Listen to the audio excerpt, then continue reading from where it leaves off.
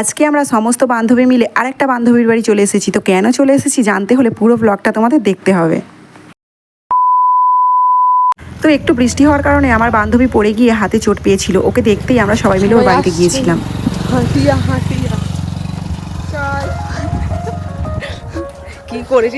কিছুক্ষণ হাঁটতে হাঁটতে আমরা চলে এলাম ওর বাড়ির সামনে।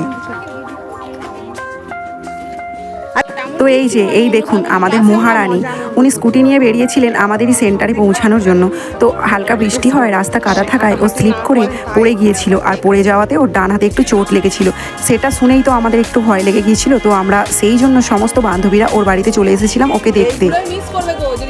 আর আজকের এই দিনটা এতটাই গরম পড়েছিল, আর আমরা 20 মিনিট রাস্তা হেঁটে আসার পরে এতটাই গরম হচ্ছিল যে কি আর বলবো, আমাদের অবস্থা পুরো খারাপ। রুগী এখানে বসে আছে, আর রুগীকে দেখতে এসে ওখানে একজন হাফ শোয়া, এখানে একজন পুরো শোয়া, এখানে একজন বসা, আর এখানে একজন কেঁদে কেটে আসা হচ্ছে। এই যে রুগী, আমাদের রুগী কিছু বলবে?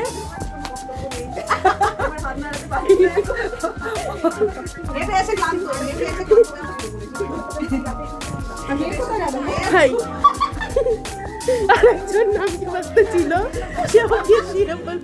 তো যাই হোক, এখানে এসে জানতে পারলাম যে ওর হাতে সেরকম কিছু হয়নি, অল্প একটু চোট পেয়েছিল। যাই হোক, ভগবানের কৃপায় অনেকটাই ভালো আছে ও এখন। আর মাসিমা দেখো আমাদের জন্য কি আয়োজন করেছে। আর এই যে আমাদের পুচকি প্রিয়তমা কুল খেয়েছে, কুলের আটি কোথায় ফেলবে বুঝতে পারছে না। আমি বললাম পকেটে করে নিয়ে চলে যাও বীজটা, গিয়ে গাছ বসিয়ে দেবে, আবার ফল পড়লে তুমি আবার খাবে। আর যাই হোক, আমরা যেখানে সেখানে বিনা কারণে হাহাহি করতে থাকি, আর যেখানে আমরা বন্ধুরা সবাই একসাথে হয়েছে সেখানে তো হাহাহি করতেই হবে।